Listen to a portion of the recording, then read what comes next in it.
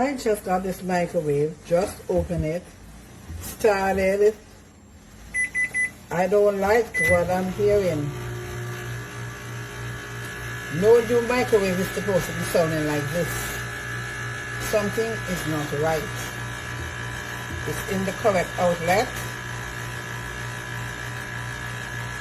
Yet still I'm hearing this pounding sound. And when it turns off, it's worse. So I need to know exactly what is the reason for this. If you tell me what do, I live all the way in the Caribbean.